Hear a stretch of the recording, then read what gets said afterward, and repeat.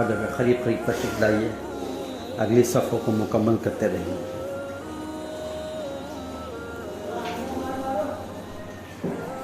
ایک مرتبہ درود پڑھ لیجیے، اللہم صلی علی سیدنا مولانا محمد وعلی آل سیدنا مولانا محمد بارک وسلم۔ سبحانک لا علم لنا الا ما علمتنا انک انت العلیم الحکیم، نحمدہ ونصلی علی رسولہ الکریم، اما بعد۔ فاعوذ باللہ من الشیطان الرجیم،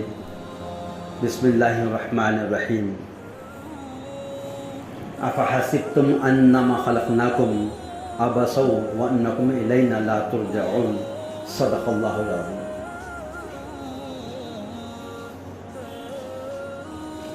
محترم بزرگوں اور دوستو، اللہ رب العزت قرآن کریم میں فرما رہے ہیں، افحسبتم انما خلقناکم عبثا وانکم الینا لا ترجعون۔ کیا تمہارا گمان ہے، کیا تمہارا خیال ہے کہ ہم نے تم کو یوں ہی بیکار پیدا کر دیا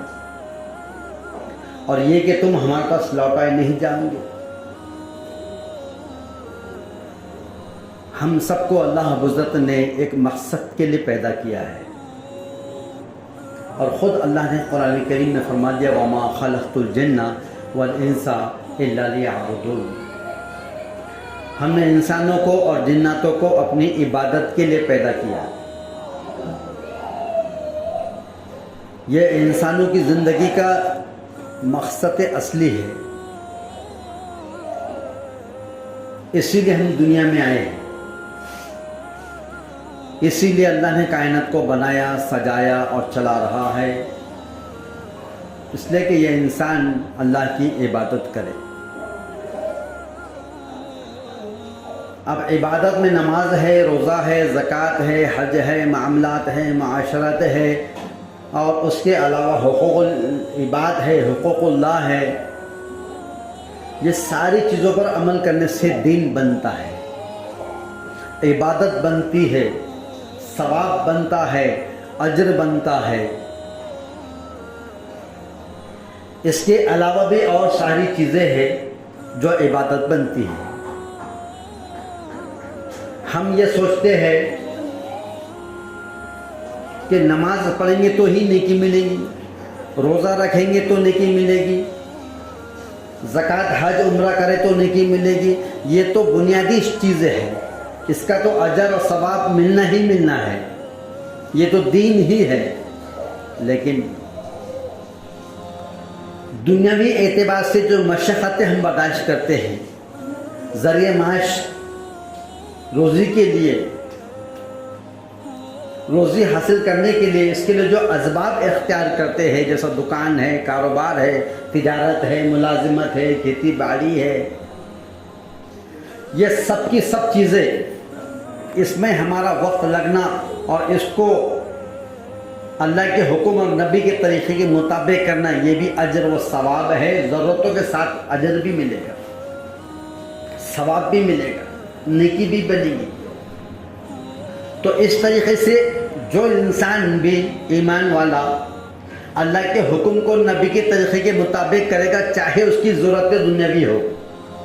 چاہے وہ اپنی دکان میں بیٹھ کے پیسہ کما رہا ہو زندگی گزارنے کے لیے،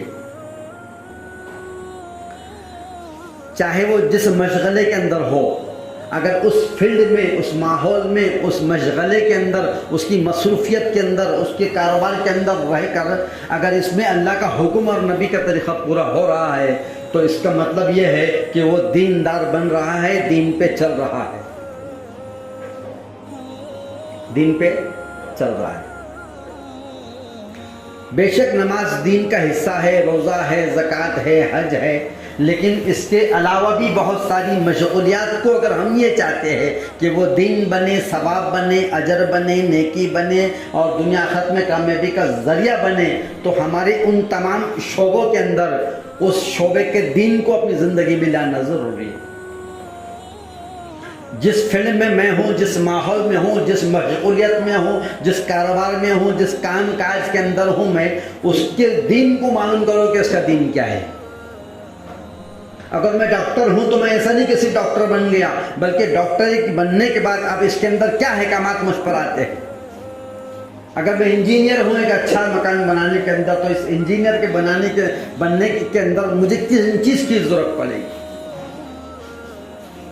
کیونکہ ایک تو یہ ہے کہ فن ہوتا ہے اور ایک ہوتا ہے علم۔ فن اسے کہتے ہیں، ڈاکٹر کی ڈگری ایک فن ہے، انجینئر کی انجینئرنگ جو ہے وہ ایک فن ہے، وکیل کی وکالت ایک فن ہے۔ اس سے دنیا کی تمام زندگی کے شعبے جو تو اس میں زندگی گزارنے کے لیے آسانی ہوگی، یہ تو فن ہے۔ پھر علم کیا ہے کہ ان فن کی جو فن میں نے زندگی میں حاصل کیا ہے، جو میرے ذریعے حلال ذریعے معاش کا ذریعہ ہے، اس کے شعبے کا دین میری زندگی میں آ جائے، میں اس کو بیان کروں کہ اگر میں ایک تاجر ہوں تو تجارت کی کیا احکامات، تجارت ایک تاجر کو کیسا رہنا چاہیے اپنی تجارت کے اندر۔ میری ایک چھوٹی سی دکان ہے تو اس دکان کے اندر میں کیسا اللہ کے حکم کو پر عمل کروں اور کیسے نبی کے طریقے پر چلوں، یہ شعبے کے دین کو معلوم کر۔ تو جس فیلڈ میں، جس ماحول میں، جس شعبے میں، جس جگہ پر میں کاروبار کرتا ہوں، تجارت کرتا ہوں، ملازمت کرتا ہوں، جو میرا بزنس ہے، جو میرا دھندا ہے، جو میرا کاروبار ہے، اس سے جو مجھے ذرائع آمدنی ملتی ہے، تو اس کے اندر کوئی ایسا نہ ہو جائے کہ اگر میں اس کے دین کو صحیح معلوم نہ کر سکا، اس کے احکام اور مسائل کو معلوم نہ کر سکا، اس کے فرضوں کو اور اس کے سنتوں کو معلوم نہیں کر سکا، تو وہ میری ضرورتیں جو دنیاوی اعتبار سے تھی، کہیں وہ میری پکڑ کا ذریعہ نہ بن جائے، میرے رزق حلال کو حرام کرنے کا ذریعہ نہ بن جائے۔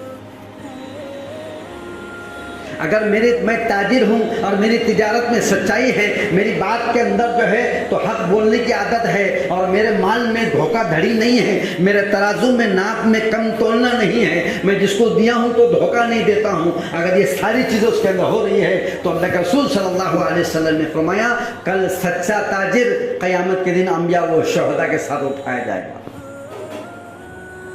ہم اپنی معاشرت کا دین سیکھیں کہ بھئی میں زندگی گزار رہا ہوں، جب زندگی گزار رہا ہوں تو میرے کاروبار کے شعبے، اس کے اندر اللہ کا حکم پورا ہو رہا کہ نہیں ہو رہا، نبی نے کیسا کرے، میری بیوی ہے تو اس کے حقوق عطا ہو رہے کہ نہیں ہو رہے، اگر میں شوہر ہوں تو بیوی میرے تابع ہے، اس کے حقوق میرے ذمے ہیں، اگر بیوی ہے تو شوہر کے ذمے اس کے حقوق ہے، شوہر ہے تو بیوی کے ذمے اس کے حقوق ہے، اگر میں کس کا بیٹا بن کر دنیا میں آیا ہوں تو میرے ماں باپ ہیں، ان کا حق کیا ہے، ان کی معاشرتی زندگی کے کیا احکامات مجھ پر رہتے ہیں، کیا حقوق مجھ پہ ہے۔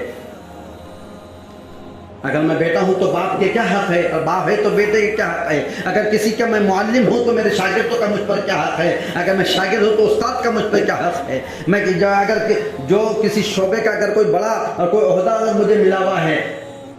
تو میرے ماتحتین کا مجھ پر کیا حق ہے۔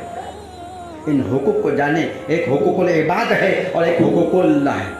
حقوق اللہ کے اندر یہ ہے کہ جو بندوں کے طرف اللہ کی طرف سے جو بندوں پر احکامات عائد ہوئے ہیں، جیسا نماز ہے، روزہ ہے، زکوٰۃ ہے، حج ہے، اور اس کے علاوہ معاملات ہے، معاشرات ہے، یہ ساری شعبوں میں اور ساری چیزوں کے اندر، تمام کے تمام شعبے اور تمام ضرورتوں کے اندر جو حقوق اللہ کی طرف سے بندوں پر آئے ہوئے ہیں، وہ حقوق مجھ کو ادا کرنا ہے، میری پیدائش سے میری موت تک، یا میں سن بلوغ میں جب پہنچ گیا، جہاں سے انسان پر شریعت کے احکامات واجب ہو جاتے ہیں، جہاں سے وہ سن بلوغ میں ختم رکھتا ہے، وہاں سے احکامات اس پر عمل کرنا واجب ہو جاتا ہے، پڑھنا ضروری ہے۔ نماز کو اللہ کے رسول نے فرمایا کہ جب بچہ 7 سال کا ہو جائے اور اگر اس کو نماز کی تاکید کرو، اور اگر جب وہ 10 سال کا ہو جاتا ہے تو نماز کو نہ جانے پر اس کو مارو۔ تو جہاں سے احکامات ہم پر لازم آتے ہیں، ان تمام احکامات کو جان کر اس پر عمل کرے۔ تو ایک تو حقوق اللہ کے اندر یہ ہے کہ اللہ کے احکامات بندوں کی طرف جو ہے وہ ان کو حقوق کو ادا کرے۔ ایک تو وہ ہے جس کے بارے میں کل مجھے زندگی بھر کا حساب اللہ کے سامنے حشر کے میدان میں دینا پڑے، اور ایک کیا ہے، حقوق العباد۔ میں اگر باپ ہوں تو میری اولاد کا مجھ پر کیا حق ہے، اگر میں نے حق ادا کیا، ان کے ساتھ میانہ روی، برابری، مساوات اور ان کے حقوق کو اگر میں نے ادا کیا، تو پھر اس باپ ہونے کے ناطے یہ ہو گیا تو اللہ سے دعا کرو کہ اللہ میں اس حقوق کو ادا کر رہا ہوں، اس میں کمی بیشی کو معاف فرما دے۔ لیکن اگر باپ ہونے کے بعد اگر اولاد میں مساوات نہیں ہے، ایک طرف زیادہ ایک جھکاؤ ایک طرف کم ہے، یا ان دونوں کے اندر جو تو مساوات نہیں ہے، تو پھر یہ حق تلفی ہے، اور حق تلفی کا جواب حشر کے میدان میں آج کو مجھے دینا پڑے گا۔ اگر میں شوہر ہوں اور میرے ایک سے زائد بیویاں ہیں تو جو پہلی بیوی تھی اس کا جو حق مجھ پر ہے بعد کی بیویوں کا بھی وہی حق مجھ پر ہے. ان میں مساوات ہے کہ نہیں ہے, اس میں برابری ہے کہ نہیں ہے, اس میں انصاف عدل ہے کہ نہیں ہے. اگر ہو رہا ہے تو الحمدللہ دعا کرو کہ اللہ اس کو قبول کرے, اور اگر نہیں ہو رہا ہے تو اللہ سے ڈرنے کی ضرورت. یہ ہے معاشرتی زندگی. اگر میں اللہ نے مجھے مالک بنایا, سیٹ بنایا اور بڑا بنایا اور میرے ماتحتین ہیں اس کے نیچے جو میرے نیچے کام کرتے ہیں, اگر اس کے اندر اگر ان کے حقوق کو اگر میں نے ادا نہیں کیا تو حقوق العباد جو ہے وہ ہماری کل پکڑ کا ذریعہ نہ بن جائے. حشر کے میدان میں جب ان کو اس کو بھی لایا جائے گا, اس بکری کو بھی لایا جائے گا جس کو سینگ تھے, اور اس بکری کو بھی لایا جائے گا جس کو سینگ نہیں تھے. دونوں کو لا کے سامنے کھڑا کیا جائے گا اور دونوں سے کہا جائے گا ایک بکری سینگ والی نے جو بے سینگ والی کو ماری تھی وہ حشر کے میدان میں لا کے اس کو سامنے کھڑے کر دیں گے. اللہ تعالیٰ بے سینگ والی بکری کو سینگ دیں گے, وہ اس کو ماریں گی, وہ دونوں کا حساب برابر ہو جائے گا, دونوں مٹی بن جائیں گے. اس کے بعد پھر تمہارا میرا انسانوں کا حساب شروع ہوگا کہ کیا حق ادا کرے, کس کا ظلم ہے, کس کو معاف کرے تھے, کس پر ظلم کرے تھے, کس کا حق ادا کرے تھے, کس کی حق تلفی ہوئی تھی, کیا معاملات تھے, کیا معاشرت تھی, کیا زندگی تھی, اس کے بارے میں اب سوال جواب ہوگا. اور جب یہ حضرت انسان جس میں ساری انسانیت ہے, اس امت محمد اور ساری انسانت آ گئی, وہ جب دیکھے گا کہ یہ جانور ہے, یہ چرند پرند ہے اور یہ جو چوپائے ہیں, اب ان کے ساتھ حساب کتاب کے بعد ان کو میں اپنی آنکھوں سے دیکھ رہا ہوں کہ مٹی بن گئے,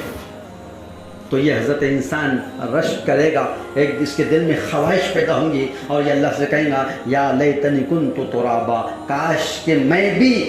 اگر جانور بنا دیا جاتا تو آج میرا حساب کتاب نہیں ہوتا. آج انسان بنا کے بھیجا ہے, اگر حقوق کی پامالی کریں گے, حقوق کو ادا نہیں کریں گے تو کل صاحب حق آ کے حشر کے اندر گریبان پکڑ لے گا, اور پھر اس کا جب وہ آ کے جب مطالبہ کرے گا تو دینے کے لیے میرے پاس نہ دولت ہوگی, نہ دھن دولت ہوگی, نہ مال ہوگا, نہ اشرفی, نہ درم, نہ دینار, نہ کوئی چیز نہیں ہوگی. وہاں پہ کوئی کرنسی نہیں چلیں گی, وہاں جو چلیں گے وہ صرف اعمال کی کرنسی چلیں گی.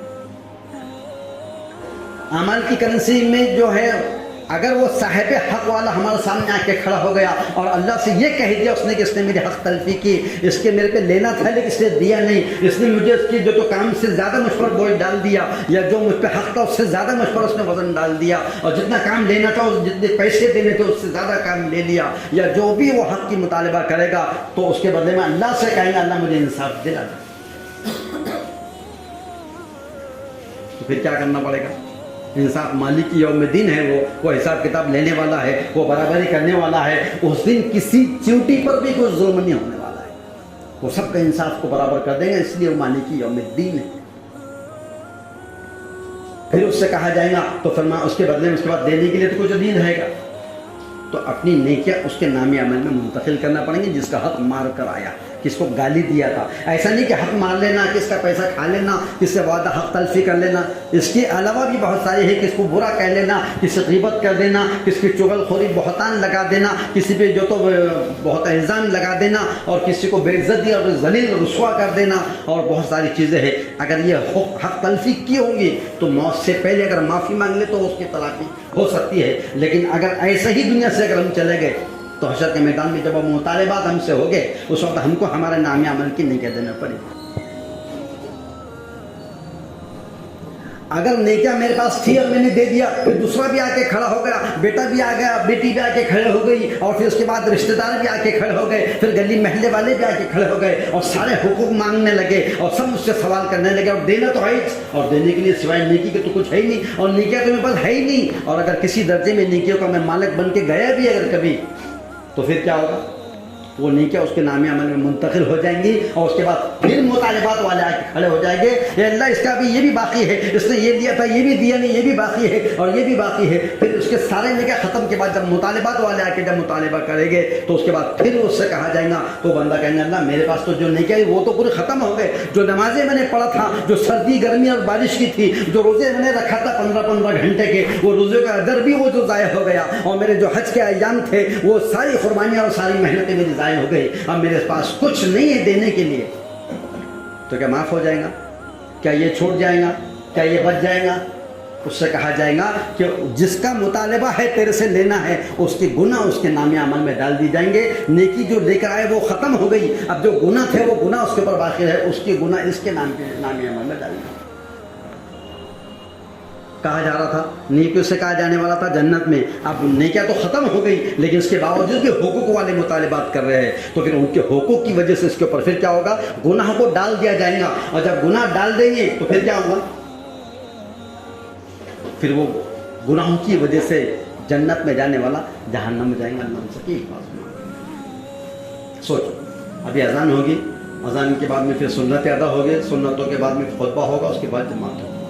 اللہ سے دعا ہے کہ اللہ تعالی ہم سب کو موت سے پہلے اس کے حقوق کی ادائیگی کی جو تو توفیق عطا فرمائے.